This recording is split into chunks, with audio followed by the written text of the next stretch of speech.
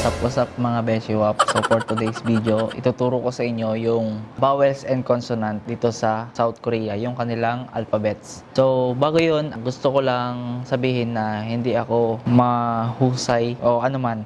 Kung ano lang yung nalalaman ko, isi-share ko sa inyo. So ito yung mga natutunan ko sa school doon sa Pinas nung ako'y nag-aaral. So ituturo ko sa inyo ng libre at sa mga self-study, pabor na pabor itong video na to. Sa mga nag-schooling, makakatulong din siya kasi although may nagtuturo sa inyo, mas advantage nyo yun kasi nagbayad kayo eh. Ganun. Sa mga self-study para sa inyo to. Sa mga ano rin, mga nag-aaral, para sa inyo rin to. So umpisahan na natin.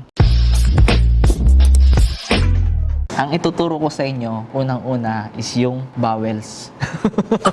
Si Kuya Vince. Ang vowels natin is, unang-una is 21 dito sa South Korea. Kung sa atin sa Pinas, 5. A, E, I, O, U. 5. Dito sa Korea, 21. Ganyang karami. So, masakit sa ulo pero ma-enjoy nyo naman to, itong pag-aaral ng Korean language. So, ang next natin is ang consonant is 19. 19. Ganyan karami ang vowels and consonants nila. Umpisahan na natin ang pinaka-vowels muna. So, ang A sa kanila is ganito. A. Yan ang A. Ang tamang pag-pronounce dyan is A. Alang A. Sunod is Ya. Dalawang guhit. Yan. Yan. O, litan mo lang ng konti yan. Yan. Ya. Sunod is yung O. Yan. Ganyan. I at saka O. Pero, hindi yan EO EO. Sa silent E mo yan. Silent E. Sunod is Yo. Yan, ganyan. Yan, ganyan. Nahirapan ako, wala akong ano eh. Ganyan ang Yo. Lagay mo dyan ay Y-E-O. Pero silent E na naman. Yo. Sunod is O. Ito yung normal na O. Parang sa Pinas din, O. Ganyan, O. Next natin is ang Yo. Yo. Ay. Yo. Ganyan lang siya. Aya, O, Yo, O, Yo. And then, ang next natin is ang U. O, U sa atin. U. Letter U. U. Next is U. Yan. U. Sunod is E. Kung ipopronounce nyo yan, kagat ang ngipin. Nagkakagat ang ngipin nyo. E. E. Parang ano siya. Letter dalawang U. Dalawang U. Pero nakagat ang ngipin. U. Straight lang. Okay. And then, ang next nyo naman is ang E. Letter I sa atin. Pero kung tatagalogin nyo yung letter I, E. E lang siya. Ganito siya i-pronounce. E. So, ito yung first line natin. First line natin sa vowels. So, ito ay 10 pieces pa lang. 1, 2, 3, 4, 5, 6, 7, 8, 9, 10. So, 21 ang ating vowels. Meron pa tayong 11 na vowels. Ang sunod natin dyan is ang pasensya na kayo, tagilid na eh. Nakapatagilid na rin siguro kayo. Ang sunod natin dyan is ang E. Yan, E. Letter H sa atin. Pero, ang pronounce dyan is E. A, E. Yan, silent A. E. Sunod is Ye. Dalawang guhit sa gitna. Ito isang guhit lang, ito dalawa. Ye. Y, A, E. Silent A. Ulit. Ye. Sunod is E. Yan. Ito yung normal na vowels natin sa A, E. Yung pangalawa, E. E lang siya, E. Letter E. As in E lang. Sunod is ang Ye. Lalagyan mo lang siya ng Y. So, dalawang guhit din. Naging dalawang guhit siya dito. Sa dalawa. Ye. Y. At saka E. Ayan. Ang hirap na. Tagilid na ako magsulat. So, dito naman tayo. Yan. Ganyan. ye. Ka lang. Nahirapan ako eh. Wa. Ano nga ba yung sulat yan? Wa. Yan. Wa. Ganyan siya. W-A ang pronounce. Wa. Kodigo na. May kodigo tayo. Nahirapan tayo eh. Sunod is ang we. O at saka yung H. Bali, ang spelling niya is W O A E. Pero silent O at saka A. We. Pwede nga wala na siyang O eh. Ganyan. Ganyan yung turo talaga sa amin. Sundin na lang natin yung turo sa akin doon. W A E. We. So, ang next natin is O we. We. W-I. We. Ganito siya isulat. Yan. Ilalagay ko nga pala sa screen yung tamang pagsulat. Ang next natin is ang wo. U at saka E-O. Pero ang pronounce dyan is wo. E tapos O. Silent E. Ito yan. Ito yung pangalawa. Ito naman yung letter U. U. Ito U. Tapos ito yung O. Yan. Wo. So next natin is ang we. W-E. Same lang din sila dito sa O na to, O at saka we. Yan, pares lang siya. Halos same lang din siya i-pronounce. Sa pagsusulat lang nila sa Hangul, doon lang nagiging komplikado yung spelling. Pero kung ipo-pronounce mo, halos same din naman siya. So, sunod natin is we. Yan. We. Para siyang double E. We. Yan. Sunod is uy. Parang nagtatawag ka, uy. Uy. Ganyan. Di ko naman yung spelling nito sa Romanize. Pero yung pag-pronounce na lang is, yun na lang ang sundin niyo. Uy. Parang U at saka Y. Ganun. Uy. Parang uy. So, ganun lang ang vowels niya. 21. Proceed na tayo sa consonant. So, medyo mahirap yung consonants. Pero, di ko na gagawing part 2 to. Diretso na natin. So, kung may time kayo, watch nyo pa rin. Kaya lang mabibigla kasi kayo eh. Dito pa lang dapat sa vowels. Umpisahan nyo na kabisahin sa loob ng... sa amin kasi, wala pang isang linggo yun eh. Pinarsa at nagpursige talaga kami. Kaya nyo to ng isang araw. Kabisahin lang. Wala pang isang araw. Kaya nyo kabisahin yan. Sa consonants naman, 19. Gagawan din natin siya ngayon. Tapos, sa next topic natin, magta-try na tayong mag-construct ng word. Word pa lang.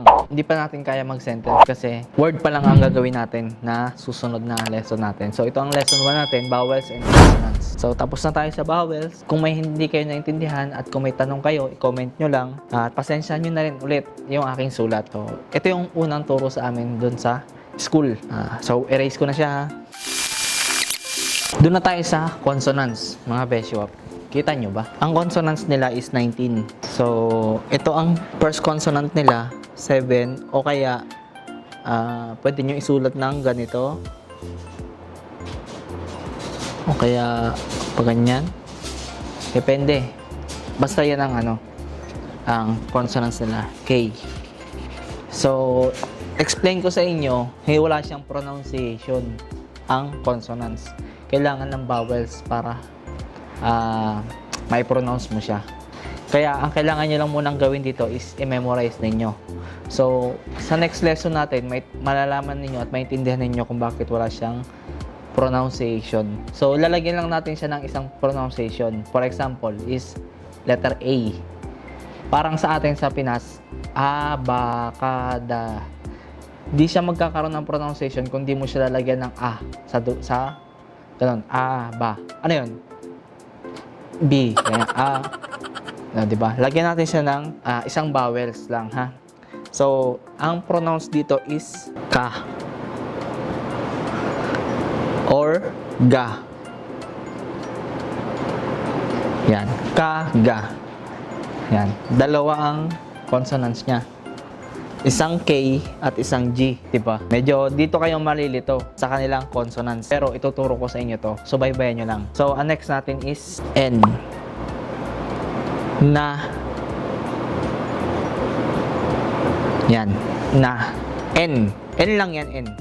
Kahit di na natin palalagyan to ng vowels kasi letter N talaga siya. So, ang next natin is ito. Ta. At saka da. Yan. Ta, da. Ang consonants niya is letter T at saka letter... Ay, ba't ba naging ano to? Da. Nahulog na. Da. Yan. T at saka letter D. So, meron na tayong tatlo. K, G, N, T, D. Yan.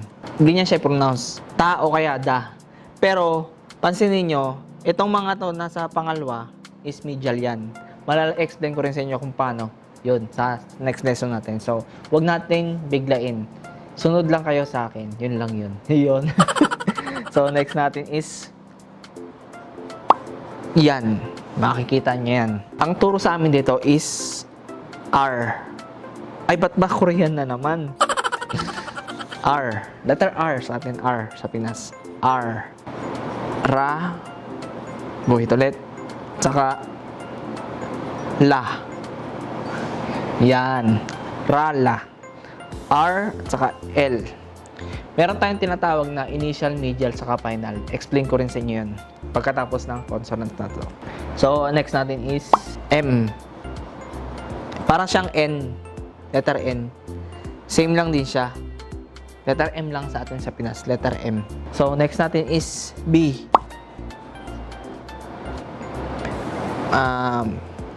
Letter P.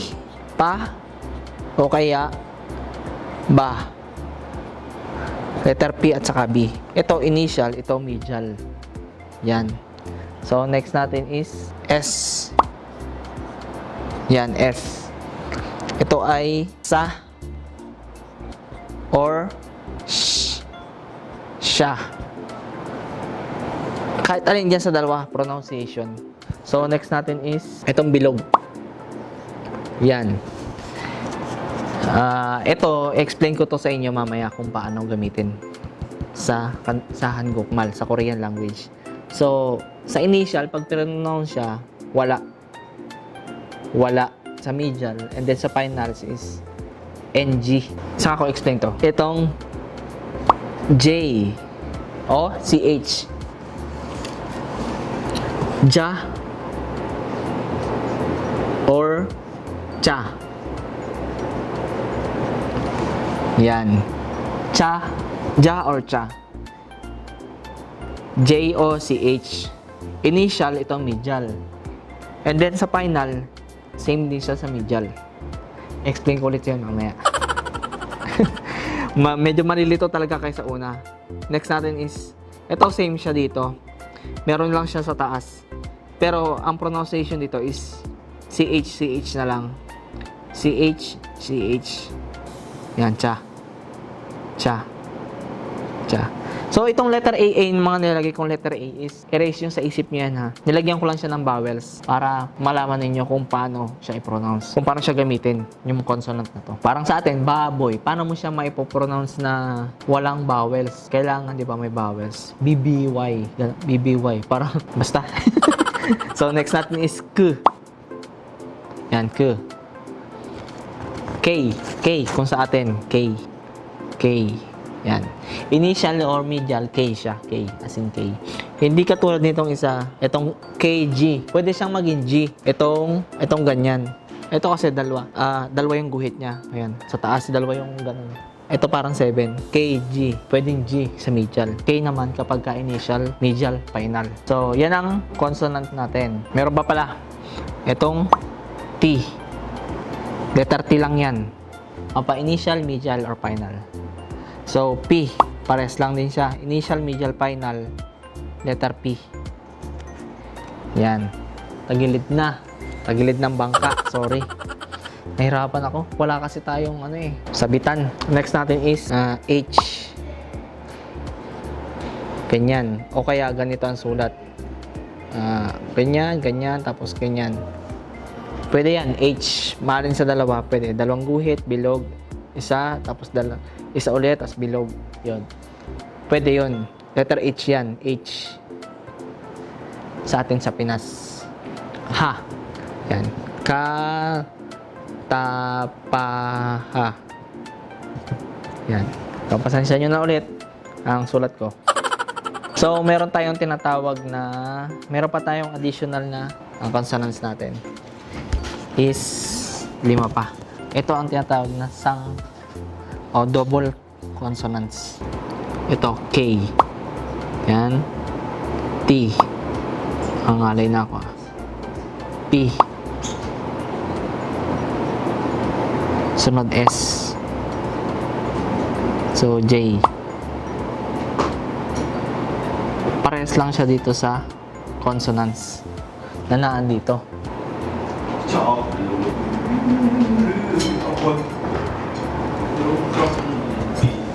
Nakanta yung balahe. Negative 15 seconds later. So, kung ipopronounce nyo siya is letter K. T. P. S. J. Yan. So, ito na yung consonants and vowels natin.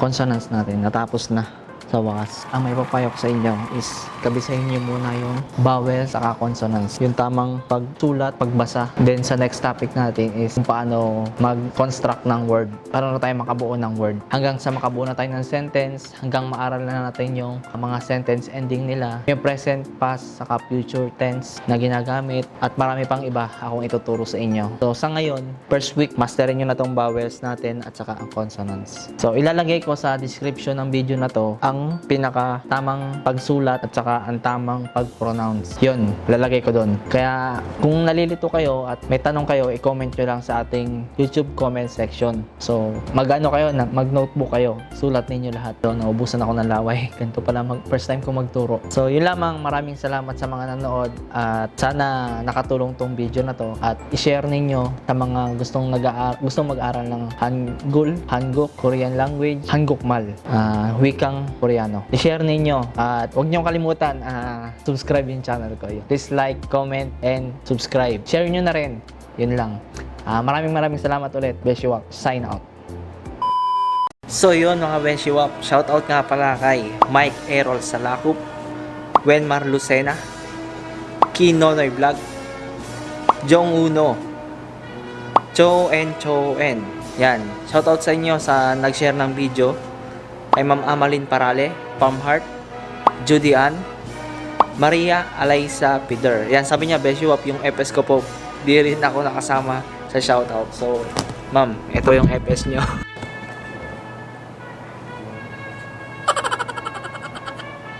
Yon. Diba? First time kong gawin yun, ma'am. Grabe kayo. Salamat po, ma'am, sa suporta nyo. Jason Arquita, Jesser Sante Jimenez, yan. Karin Vergara, Ibi Legaspi, Mike Errol Salakup, Victor Cabral, Marilyn Joquino, yan. EJ Belbestre, yan. Jonas Roset, Vincent Barredo, Pepot Gaming. Yun lamang at maraming salamat sa sumuporta ng aking vlogs. Thank you. Please share.